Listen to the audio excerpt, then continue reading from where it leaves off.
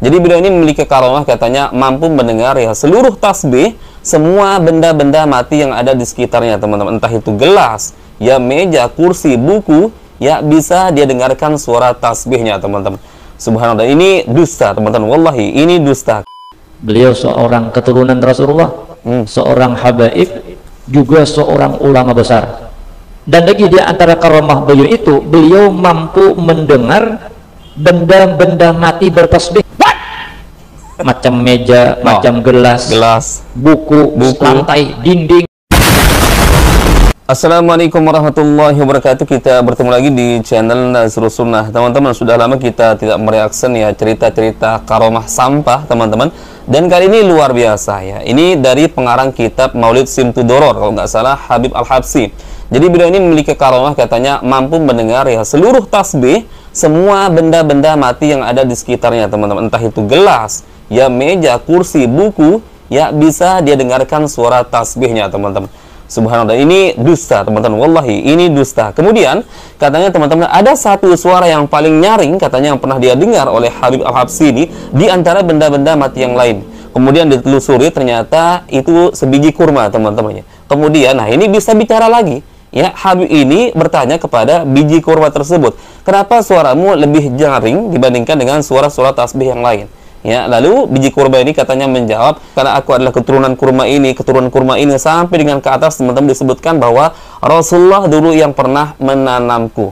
Di sinilah letak doktrin sesatnya, teman-teman. Apalagi kata yang bercerita ini adalah manusia yang memiliki hubungan darah dengan Rasulullah. Dalam kata lain ya, mereka para habib tentu akan lebih dimuliakan lagi, teman-teman. Dan ini wallahi, ini cerita dusta, teman-teman. Tidak ada manusia yang mampu mendengarkan bagaimana suara tasbih dari makhluk-makhluk, teman-teman, selain manusia. Ya, apalagi disebutkan benda-benda mati seperti buku, gelas, meja. Meskipun dalam Al-Qur'an disebutkan, teman-teman. Coba teman-teman buka Quran surah Al-Isra ayat ke-44. Allah Azza wa Jalla berfirman di situ, langit yang 7, kemudian bumi dan semua yang ada di dalamnya bertasbih memuji Allah Azza wa Jalla. Dan tidak ada suatu pun melainkan mereka bertasbih memuji Allah Azza wa Jalla. Akan tetapi ya kamu tidak mengetahui bagaimana bentuk tasbih mereka kepada Allah Azza wa Jalla.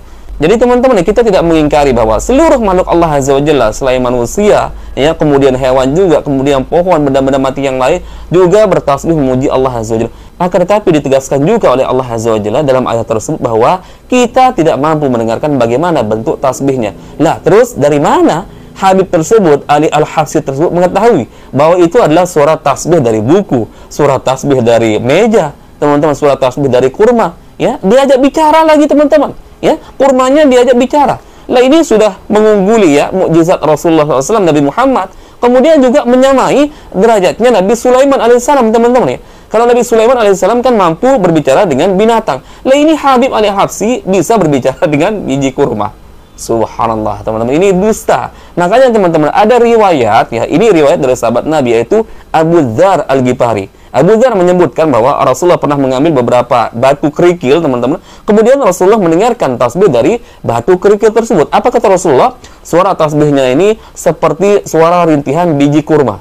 Ya, bagaimana rintihan biji kurma, teman-teman? Ini artinya Rasulullah menjelaskan bahwa suara tasbih dari selain manusia, teman-teman, makhluk Allah, entah itu pohon, benda-benda mati, itu berbeda, ya, suara tasbihnya, teman-teman. Nah, lalu si Habib ini dari mana dia tahu, teman-teman? Entah mungkin suara buku jatuh, suara meja bergeser, teman-teman. Disebut ya itu suara tasbih dari benda-benda mati. Ini dosa, teman-teman ya. Taib. Coba kita simak video lengkapnya, teman-teman. Di antara karamahnya Al-Habib Ali Simtud Doror, Sahibul Maulid, jadi kita Maulid Habsyina. Beliau seorang keturunan Rasulullah, seorang habaib, juga seorang ulama besar. Dan lagi di antara karamah beliau itu, beliau mampu mendengar benda-benda mati bertasbih. Macam meja, macam gelas, buku, lantai, dinding, semuanya. Satu ketika beliau mendengar di antara benda-benda mati nang di sekitar situ bertasbih, ada di antara satu suara nang suara tuh lebih nyaring daripada nang lain. Yang lain biasa menurut kalam tasbihnya mereka masing-masing. Kan beda nih, ada sama. Macam mana suaranya kita kada mengerti. Kita kada paham. Macam mana meja ini bisa bertandir. Jangankan meja, kambing juga kita kada mengerti ya kalau. Mbek, jangan hendak makan, mbek juga. hendak beol be juga kan, semuaan Pak, sampai hendak mati pun be juga kadang ngerti kita, padahal itu ada maksudnya tuh, kita juga ada paham bahasa binatang. Nah, jadi Habib Ali ini beliau punya kelebihan bisa mendengar tasbihnya setiap benda-benda yang mati. Sehingga satu ketika beliau mendengarkan benda-benda mati tersebut bertasbih, ada di antaranya nang bunyinya nyaring pada nang lain. Dicari sih dia, nang mana garang bendanya nih, nang batasbih ini tak nyaring orangnya. Mun meja gak nal kelihatan, mana orangnya nih? Ya, itu rupanya ada di bawah takapit, bendanya halus macam ibu jari ini aja nih. Apa rupanya? Biji korma, bunyinya nyaring, orangnya ada kelihatan. Mana bendanya nang jam tasbih? Rupanya bendanya halus, biji korma. Lalu ditanya beliau, wahai biji korma, kenapa artinya pian ini bertasbih lebih nyaring daripada nang lain? Dengar. Apa sebabnya? Apa jawaban biji korma tersebut? Wahai Habib, wahai Tuan Guru, wahai Habib Ali, bahwasanya ulun ini adalah biji, anaknya biji korma yang pernah ditanam langsung oleh Rasulullah Shallallahu Alaihi Wasallam. Oh, ini doktrinnya. Aku adalah anaknya biji korma yang dulu pernah langsung ditanam oleh Rasulullah. Jadi gara-gara ada hubungan itu, suaraku tak nyaring dan yang lain.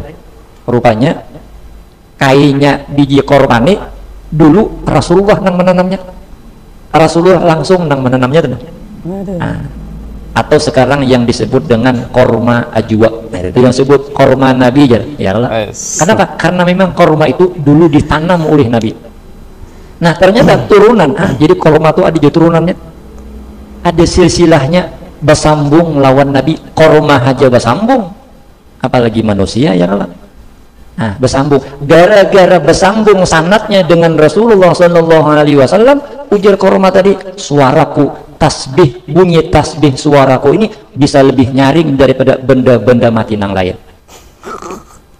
Oh, jadi itu kurma ajwa katanya teman-teman yang berbicara itu, yang katanya suaranya lebih nyaring dibandingkan tasbih yang lain.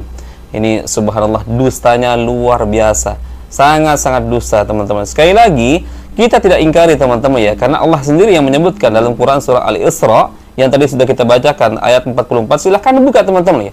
Di situ jelas Allah menyebutkan ya, 7 lapis langit, kemudian bumi beserta seluruh isi-isinya, tidak satu pun di antara mereka melainkan mereka memuji Allah Azza wa Jalla, bertasbih kepada Allah Azza wa Jalla.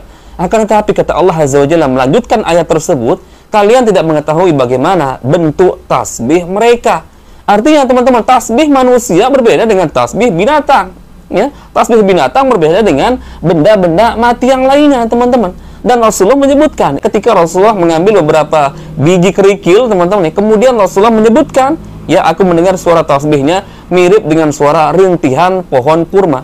Seperti apa teman-teman? Tidak disebutkan oleh Rasulullah, hanya Rasulullah menyebutkan ya mirip suara tasbih dari batu kerikil tersebut seperti rintihan ya pohon kurma. Seperti apa rintihan pohon kurma teman-teman? Lah Rasulullah saja teman-teman tidak menyebutkan secara detail bagaimana suara zikirnya, lafaznya teman-teman. Lalu dari mana Habib ini ya, Ali Habsyi ini, pengarang kitab Simtud Duror ini mengetahui kalau benda-benda tersebut, buku, gelas, pohon, kayu misalkan teman-teman, bertasbih ya. Katanya ini karomah. Ya, subhanallah. Ya, bagaimana teman-teman? Coba contoh nih. Contoh ini kotak teman. Ya, ini kan suaranya plak. Apakah ini yang didengar oleh Habib tersebut kemudian diklaim bahwa ini suara zikir? Kemudian benda yang lain misalkan tisu seperti ini. Apa ini zikir teman-teman? Apakah ini tasbih? Ya, ini ya Allah teman-teman. Kalau Nabi saja teman-teman tidak menyebutkan bagaimana detail ya cara benda-benda mati tersebut bertasbih, berzikir kepada Allah Azza wa Jalla, lalu dari mana si Habib tersebut bisa mengklaim bahwa itu adalah suara tasbih atau zikir benda-benda mati tersebut kepada Allah Azza wa Jalla? Diajak bicara lagi buah kurmanya teman-teman. Diajak bicara lagi. Padahal Nabi Sulaiman alaihissalam yang kita tahu teman-teman hanya mampu berbicara dengan binatang-binatang teman-teman ya. Saya kurang tahu apakah ada riwayat Nabi Sulaiman alaihissalam juga punya kelebihan bisa berbicara dengan benda-benda mati yang lain teman-teman. Wallahualam. Ini mungkin kekurangan pengetahuan saya. Lah, ini berarti teman-teman ya, ini melebihi derajat Nabi Muhammad SAW. Yang mana Nabi Muhammad SAW tidak menyebutkan bagaimana bunyi tasbihnya secara detailnya, teman-teman, dari benda-benda mati tersebut, ya, termasuk batu kerikil yang dia sebutkan oleh Rasulullah. Kemudian ini juga seolah-olah menyamakan derajatnya dengan Nabi Sulaiman alaihissalam, teman-teman, yang mampu berbicara dengan seluruh binatang, teman-teman. Nah, ini mampu berbicara dengan biji kurma. Dan disitulah letak doktrinnya, teman-teman, ya. Ketika ditanya oleh Habib ini, kenapa engkau wahai biji kurma lebih nyaring surat tasbihmu dibandingkan dengan tasbih-tasbih benda yang lain? Maka si kurma ini menjawab, teman-teman, karena aku adalah anak dari kurma ini, anak dari kurma ini, anak dari kurma ini yang pernah ditanam langsung oleh tangan Rasulullah Sallallahu Alaihi Wasallam. Di sini letak doktrinnya, teman-teman. Makanya ya, yang bercerita di video ini menyimpulkan, lah kalau biji kurma saja ya, karena ada hubungannya dengan Rasulullah, pernah ditanam oleh tangan Rasulullah, ya, dimuliakan, dibedakan suara tasbihnya lebih nyaring dibandingkan dengan yang lain, apalagi ya manusia, ya Habib misalkan, yang ada hubungan darah dengan Rasul. Di sini letak doktrinnya, teman-teman. Kalau kurma saja dimuliakan, apalagi anak cucunya, teman-teman. Hati-hati ini, ya. Ini banyak sekali dustanya di sini, teman-teman, ya. Kita jadi bertanya-tanya, teman-teman, tentang kualitas keilmuan dari para habib-habib ini. Apa iya mereka nggak tahu tentang firman Allah Azza wa Jalla ini? Surah Al-Isra ayat 44 ini yang menyebutkan bahwa seluruh makhluk memang berzikir selain manusia. Ya, akan tetapi tidak diketahui bagaimana bentuk zikirnya, teman-teman. Itu sudah bantahan bagi mereka. Lah ini kok bisa-bisanya, teman-teman, ya, mengatakan bahwa ada habib yang karomahnya bisa mendengar seluruh tasbih dari benda-benda mati yang ada di sekitarnya, teman-teman.